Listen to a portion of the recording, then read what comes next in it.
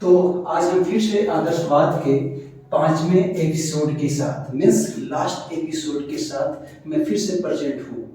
तो आप देख सकते हैं जो 5वां एपिसोड है उसका टॉपिक है आदर्शवाद तथा शिक्षण विधियाँ। आदर्शवाद तथा शिक्षण विधियाँ। अब इसको मेथड है ना, मेथड के तरीके से कैसे क्या किया। एक्चुअली क्या है, बटलर का क्या कथन है कि आदर्शवादी अपने को किसी एक विधि का भक्त नहीं मानकर विधियों का निर्माण और निश्चय करने वाले मानते हैं। मतलब एक किसी एक विधि पर फोकस नहीं करते हैं, है ना, बहुत सारे विधियों पर फोकस करते हैं। तो सबका अपना अपना एक तरीका है कि भाई है ना, आदर्शवाद में इस तरीके के मेथड को अप्लाई किया जाए, शिक्षण विधियों को अप्लाई किया जाए ताकि हमारे जो बच्चे हैं अच्छे तरीके से वो सीख सकें। तो डियर टेनिस, सबसे पहला एंड वेरी वेरी इंपॉर्टेंट सुकरात प्रश्न विधि। डियर टेनिस, सुकरात का क्या है डियर टेनिस? प्रश्न विधि, है ना, क्वेश्चनिंग मेथड। इसको इंग्लिश में हम लोग बोलेंगे क्वेश्चनिंग मेथड। क्या बोलेंगे डियर टेनिस? क्वेश्चनिंग मेथड, है ना।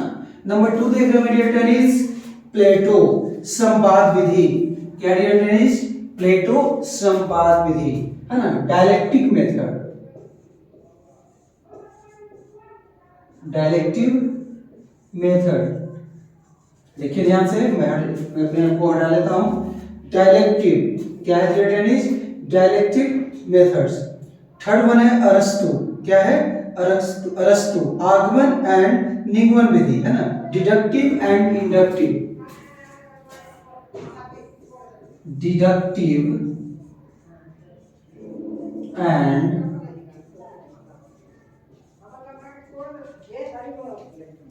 इंडक्टिव। क्या डियर टेनिस? अरस्तु का डिडक्टिव एंड इंडक्टिव मेथड, आगमन और निगमन विधि, हीगल तर्क विधि, लॉजिक मेथड। इसको हम क्या बोलेंगे डियर टेनिस? Logic method. देख रहे हैं, मैं हट जाता हूं। हीगल के बारे में क्या है? Logic method. नेक्स्ट है हरवार्ट, है ना, हरवार्ट निर्देशन, इंस्ट्रक्शन। इंस्ट्रक्शन दे रहा है, क्या दे रहा है वो? इंस्ट्रक्शन दे रहा है।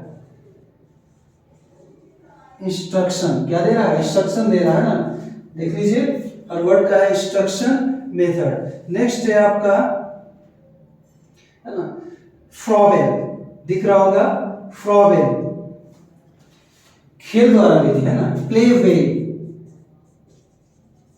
Play way in education. Play way in education. अगला देख रहे हो लास्ट आपका, देख लीजिए, पेस्टोलॉजी। नेक्स्ट क्या है? पेस्टोलॉजी, है ना, अभ्यास तथा आवृत्ति। अभ्यास तथा आवृत्ति, है ना, प्रैक्टिस एंड रेपिटेशन। अब इसको क्या बोलेंगे? Practice and repetition. Sukrat, first one क्या है आपका? सुकरात प्रश्न विधि। स से सुकरात, स से साहिल, स, है ना, तो मैं बहुत सवाल पूछता हूं। मैं क्या करता हूं? बहुत सवाल पूछता हूं। साहिल बहुत सवाल पूछता है। तो कौन सा मेथड? Questioning method. कौन सा मेथड? Questioning method. सुकरात, स से सुकरात, स से साहिल, है ना, तो साहिल बहुत क्या पूछता है? सवाल पूछता है ना। नंबर 2 देख रहे हो आप लोग, एक तरीका है बस, है ना, इसको आप यूज कर सकते हैं। स से सुकरात, स से साहिल, स से, है ना, बहुत सवाल पूछता है, तो प्रश्न विधि, क्वेश्चनिंग मेथड। प्लेटो संवाद विधि। प्लेटो, प्लेट में हम लोग क्या खाते हैं? सलाद। प्लेट में हम लोग क्या खाते हैं? सलाद। तो स से हो गया संवाद विधि, है ना, डायरेक्टिव मेथड। सुकरात, स से साहिल सवाल पूछता है, प्रश्न, है ना, क्वेश्चनिंग मेथड। प्लेटो प्लेट, है ना, प्लेटो प्लेट क्या है? प्लेट है ना, प्लेट में लोग सलाद खाते हैं, तो सलाद से क्या हो गया? संवाद विधि। अरस्तु, नेक्स्ट क्या है आपका? अरस्तु। अरस्तु का क्या है? आगमन और निगमन विधि, है ना। अरस्तु का क्या है डियर टेनिस? आगमन और निगमन विधि। अ से अरस्तु, अब देखिए अ से आगमन हो गया ना, स से सुकरात, स से साहिल क्वेश्चन पूछता है, प्लेट में हम लोग सलाद खाते हैं, संवाद विधि, अरस्तु, अ से क्या है आगमन और निगमन विधि, हीगल तर्क विधि, ल यहाँ पे देख रहे हैं ल तो लॉजिक है, ल से लॉजिक मिस तर्क विधि, ल से लॉजिक मिस तर्क विधि, हरवर्ड क्या है हरवर्ड, क्या है हरवर्ड है ना, निर्देशन विधि, ये निर्देश करता है, जो हरवर्ड जो महोदय है ना वो हमेशा निर्देश करते रहते हैं, इंस्ट्रक्ट करते रहते हैं ना, इनको बोलेंगे हरवर्ड। फ्रॉवेल, नेक्स्ट क्या है फ्रॉवेल, फर्स्ट से फुटबॉल, फर्स्ट से फुटबॉल तो खेल द्वारा शिक्षा विधि, खेल सिखाया है, फर्स्ट से फुटबॉल है ना, क्या करता है खेल द्वारा विधि। पेस्टोलॉजी, नेक्स्ट क्या आपका पेस्टोलॉजी, तो देखिए प से पेस्टोलॉजी, अब प से प्रैक्टिस, समझिए पी से प्रैक्टिस, बस प्रैक्टिस हो गया तो अभ्यास हो गया है ना। फिर से मैं ट्रिक करता हूँ, आप लोगों को समझना है। पहला है सुकरात है ना, पहला है सुकरात, साहिल वो सवाल पूछता है ना, स से सुकरात स से साहिल है ना। क्वेश्चन विधि, प्रश्न है ना विधि, प्लेटो, हम लोग प्लेट में क्या खाते हैं सलाद खाते हैं, प्लेट में क्या खाते हैं सलाद खाते हैं, तो प से प्लेट है ना, प्लेट में संवाद विधि। अरस्तु, अ से अरस्तु, अ से आगमन, आगमन और निगमन विधि। हीगल, हीगल ल से लॉजिक, लॉजिक, लॉजिक सब लोग जानते हैं तर्क विधि। हरवर्ड है ना, हरवर्ड जो है ना बहुत ज्यादा सवाल पूछता है, याद रखिएगा है ना, सॉरी निर्देश देता है। हरवर्ड क्या करता है डियर डेनिस, वो निर्देश देने में हमेशा रहता है ना, निर्देशन विधि। फ्रॉवेल, फ से फुटबॉल, तो फुटबॉल क्या होता है खेल विधि, खेल द्वारा शिक्षा की विधि। पेस्टोलॉजी क्या है ना पेस्टोलॉजी, इसको ऐसे करेंगे हम लोग, पी से पेस्टोलॉजी, तो पेस्टल पी से क्या होता है प्रैक्टिस, तो प्रैक्टिस सब लोग जानते हैं अभ्यास विधि। तो आई थिंक सो ये समझ में आ गया होगा, इसका आप एक स्क्रीनशॉट ले लें, उसके बाद मैं फिर से आगे का कोर्स आपको करवाता हूँ।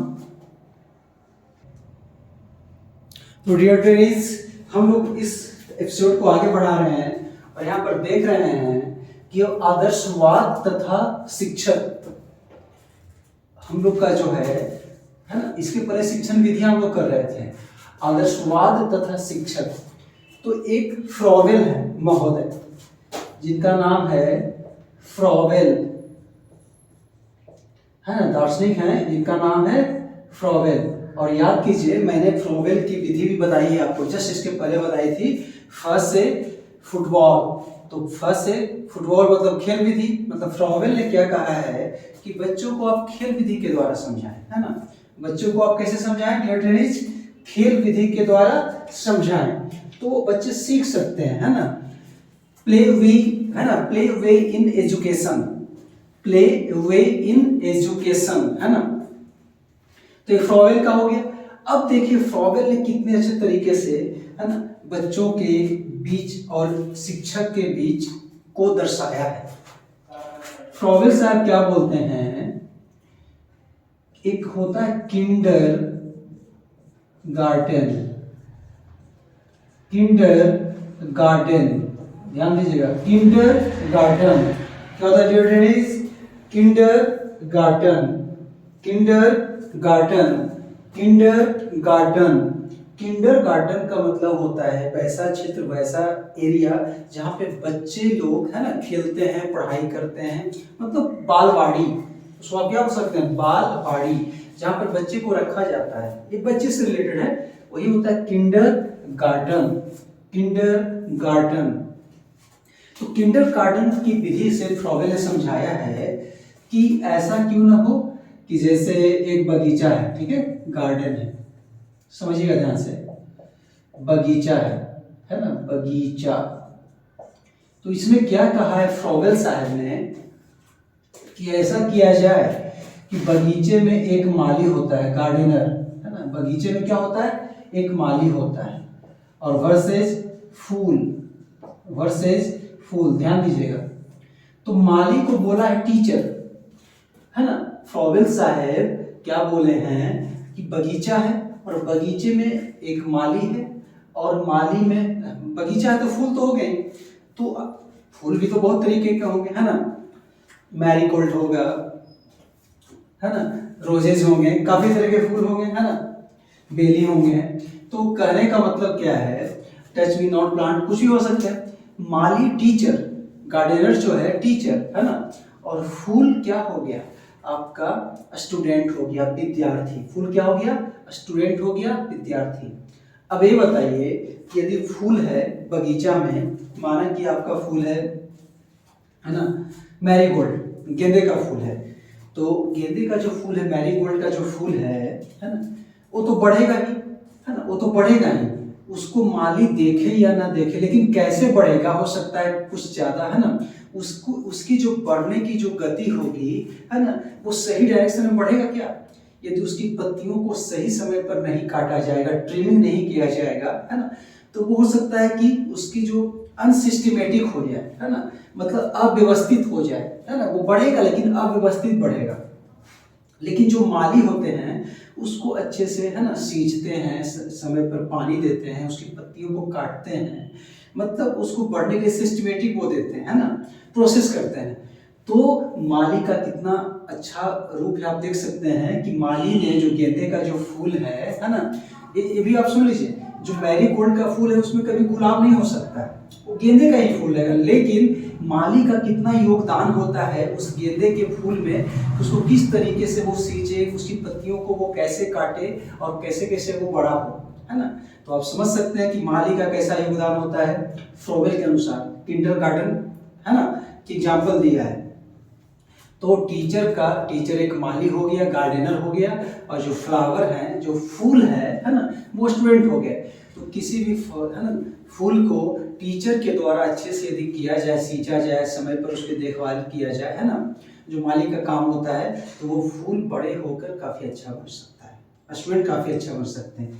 तो आई थिंक सो फ्रोवेल का ये सिद्धांत आप समझ चुके हो किंडरगार्टन के द्वारा। अब हम लोग देखिए बटलर साहब क्या बोलते हैं। बटलर साहब का क्या कथन है कि शिक्षक कैसे होना चाहिए, है ना, शिक्षक कैसे होना चाहिए। तो कैसे होना चाहिए, देखिए, शिक्षक बालक के लिए सत्ता का साकार रूप होता है। सत्ता का मतलब, है ना, राज्य, है ना, सही बात है। शिक्षक क्या करते हैं, शिक्षक बालक के लिए सत्ता का मतलब जो राज्य करेगा, बच्चा बड़ा होकर क्या करने जा रहा है, उसका साकार रूप है ना, प्रतिबिंब है उसका। जिस तरीके से एक कुम्हार होता है, पॉटर, मिट्टी के बर्तन को जिस तरीके से वो शेप देगा, वही मिट्टी का बर्तन दिया भी बन सकता है, वही मिट्टी आपका खिलौना भी बन सकता है, मतलब वो हर शेप में डाल सकता है।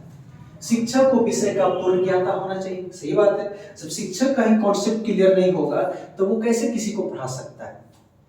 शिक्षक को अपनी व्यावसायिक कला में दक्ष होना चाहिए। शिक्षक जिस सब्जेक्ट में, है ना, वो बच्चे लोग का क्लास ले रहा है उसमें वो निपुण होना चाहिए। शिक्षक को अपने छात्रों का मित्र, हितैषी तथा दार्शनिक होना चाहिए, सही बात है ना, वो फ्रेंडली हो, है ना, बेनेवोलेंट हो, है ना, सोशिएबल हो, बच्चे की जो तकलीफ है उसको समझे कि बच्चा भाई उस क्या हो सकता है कि हम क्लास ले रहे हैं, कोई बच्चा है ना, घर से उसको कोई समस्या है, घर से किसी कोई डांट दिया उसके फैमिली, तो समझ पाएगा क्या उस समय, नहीं। उसके साथ हम जाएंगे, थोड़ा फ्रेंडली बात करेंगे, 2 मिनट उसको रिफ्रेश कर देंगे कि देखो बच्चे ऐसी बात है ना, ये सब होते रहता है, उसको थोड़ा सा मोटिवेशनल 2 लाइन बोल देंगे, तो उसका दिमाग वहाँ से हम जो जिस परिस्थिति से हुआ है उसको चेंज कर सकते हैं, और उसके बाद अपनी तरह उसको ढाल सकते हैं विषय वस्तु की तरफ। उसके बाद उसको हम खींच लेंगे और उसको अच्छे तरीके से समझा सकते हैं। शिक्षक को जीवन की कला में, सही बात है, लाइफ में जितने भी प्रोसेस होते हैं सब में उसको क्या होना चाहिए, टैलेंट होना चाहिए, निपुण होना चाहिए, एडराइट होना चाहिए। शिक्षक को चरित्रवान होना चाहिए, बिल्कुल सही होना चाहिए, है ना। टीचर का ही कैरेक्टर यदि खराब रहेगा तो बच्चे को क्या तालीम देगा, क्या वो पढ़ा सकता है ना। तो उसको कैरेक्टर में होना चाहिए, हमेशा चरित्रवान होना चाहिए। शिक्षक में छात्रों में रुचि विकसित करने की क्षमता होनी चाहिए, है ना। अब टीचर है, अब कोई पॉइंट पढ़ा रहा है, कोई, है ना, टॉपिक्स पढ़ा रहा है, अब उसमें, है ना, वो बच्चे को जब इंटरेस्ट ही नहीं दिखा रहा है तो कैसे बच्चा समझेगा, आप समझ सकते हो, है ना। होना चाहिए उस टाइप का टैलेंट। शिक्षक को निरंतर अभ्यास करते रहना चाहिए, this is very very important, सही बात है। टीचर को हमेशा क्या करना चाहिए, है ना, मेहनत करना चाहिए, पढ़ते रहना चाहिए।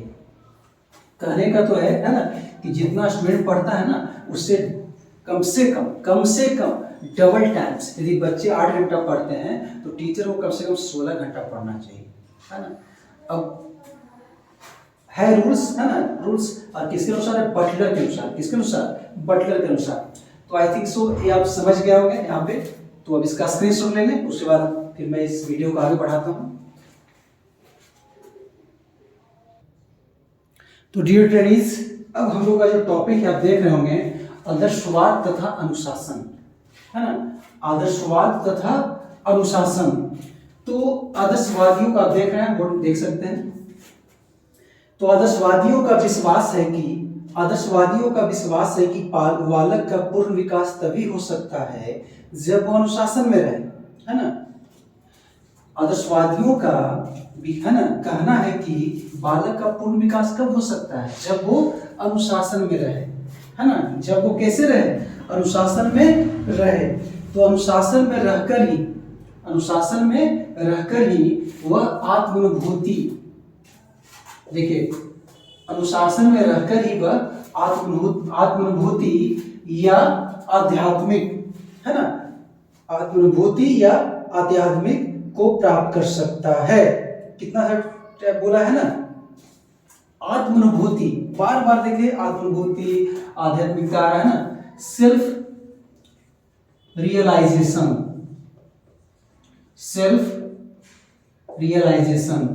और स्पिरिचुअलाइजेशन, है ना, स्पिरिचुअलाइजेशन, है ना। ये हो गया आपका सेल्फ रियलाइजेशन और क्या हो गया, स्पिरिचुअलाइजेशन। तो अनुशासन में रहना बहुत जरूरी है। तो अनुशासन में कैसे रहेगा बच्चा भाई, जब उसको आत्मानुभूति होगा, जब उसको आध्यात्मिकता का प्राप्त होगा। और आत्मानुभूति पहले हम लोग डिस्कशन कर चुके हैं ऑलरेडी। फ्रॉवेल क्या बोलते हैं अनुशासन से संबंधित, कि बालक की रुचि का ज्ञान करके तथा प्रेम और सहानुभूति व्यक्त करके उन पर नियंत्रण रखा जाना चाहिए, है ना। फ्रॉवेल साहब क्या बोलते हैं, जो खेल विधि से जो किए थे फर्स्ट से फुटबॉल, है ना, बालक की रुचि का ज्ञान करके तथा बालक को क्या चीज की रुचि है, क्या चीज का इंटरेस्ट है ना, तथा प्रेम और सहानुभूति व्यक्त कीजिए उस पर, है ना। तो उस पर नियंत्रण रखा जाता है ना, ऐसा नहीं। और एक चीज और, आदर्शवादियों ने कभी भी अनुशासन को कठोरता के रूप में नहीं दिखाया कि बहुत कठोर होना चाहिए, ऐसा कुछ नहीं है। उसको, है ना, उसमें इंटरेस्ट दिखाइए, प्रेम मोहब्बत से सहानुभूति व्यक्त कीजिए, है ना, उसको नियंत्रण में कीजिए बच्चे को, है ना। आदर्शवादियों क्या कहते हैं कि अनुशासन का मतलब क्या होता है, नम्रता, शिष्टता, अधीनता और आज्ञाकारिता के नैतिक मूल्यों का विकास करना। ध्यान दीजिए, आदर्शवादियों का क्या कहना है, नम्रता, शिष्टता, अधीनता और आज्ञाकारिता के नैतिक मूल्यों का विकास करना। तो आदर्शवाद तथा अनुशासन का हम लोग फिर नेक्स्ट टॉपिक करते हैं। इसका स्क्रीनशॉट ले लें डियर ट्रेनीज। तो डियर ट्रेनीज, अब आप देख रहे होंगे हम लोग का जो नेक्स्ट टॉपिक है, आदर्शवाद का मूल्यांकन। क्या डियर ट्रेनीज, आदर्शवाद का मूल्यांकन। तो मूल्यांकन लास्ट में किया जाता है ना, मतलब निष्कर्ष के तौर पे, कि इसमें मेरिट्स भी है ना, गुण, और कुछ डिमेरिट भी होगा, है ना। तो सबसे पहले मेरिट्स में मैंने कुछ पॉइंट लिख दिया है, देख सकते हैं आप, है ना। मेरिट्स में डियर ट्रेनीज क्या लिखा हुआ है कि आदर्शवाद, है ना, आदर्शवादी शिक्षा में, किसमें डियर ट्रेनीज, आदर्शवादी शिक्षा में बालक के व्यक्तित्व का आदर किया जाता है। आदर्शवादी शिक्षा में बालक के व्यक्तित्व का क्या किया जाता है, आदर किया जाता है।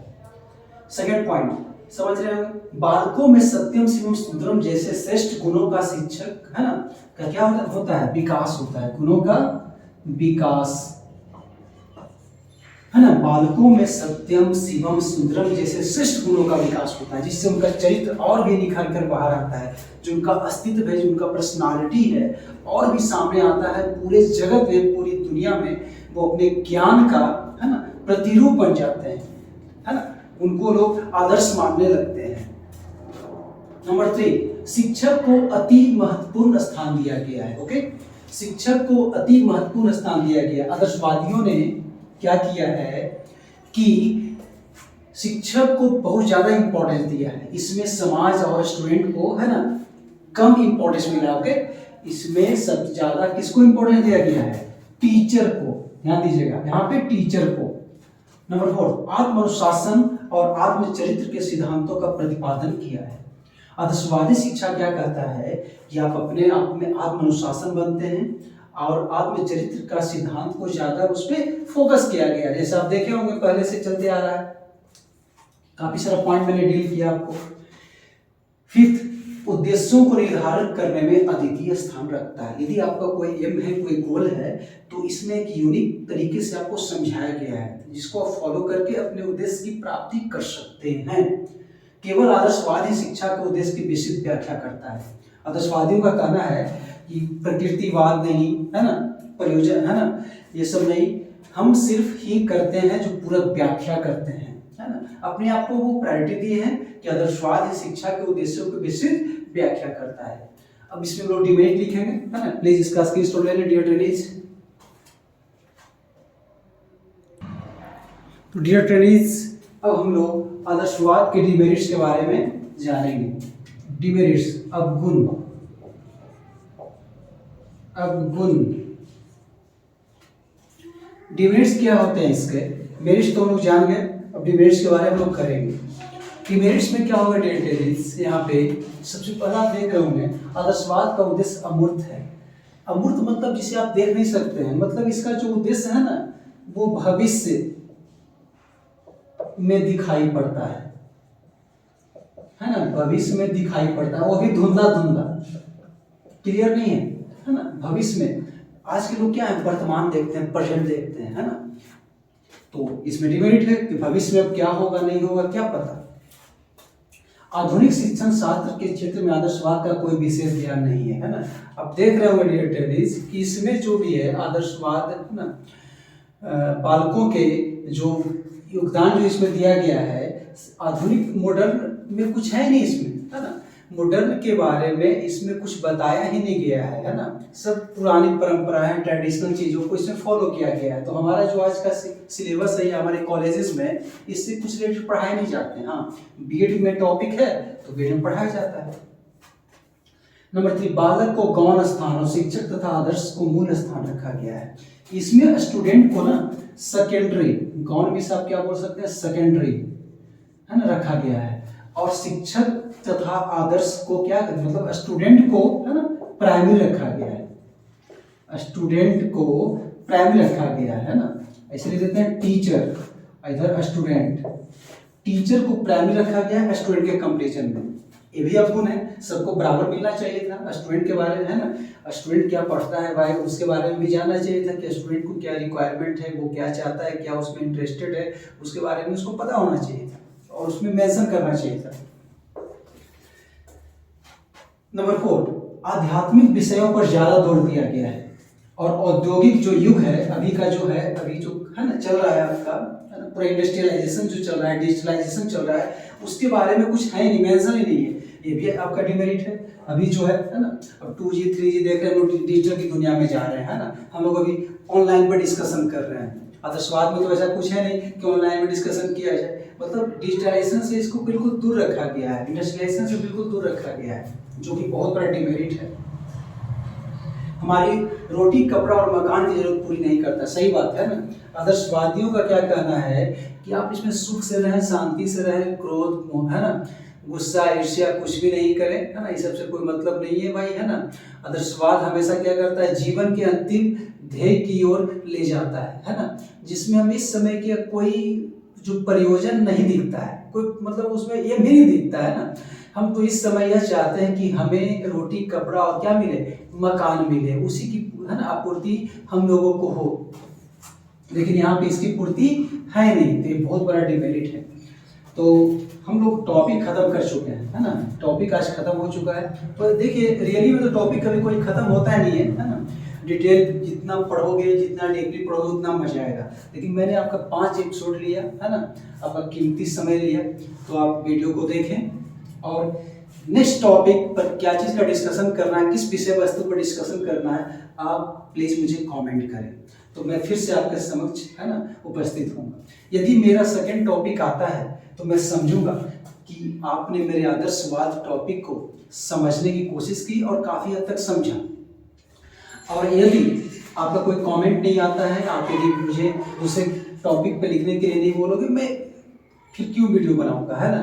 तो आप प्लीज़ एक कमेंट करें, कुछ डिमेरिट है उसके बारे में बताएं, जो भी है वो बताएं, है ना। तो ठीक है, हम लोग फिर नेक्स्ट वीडियो में मिलते हैं।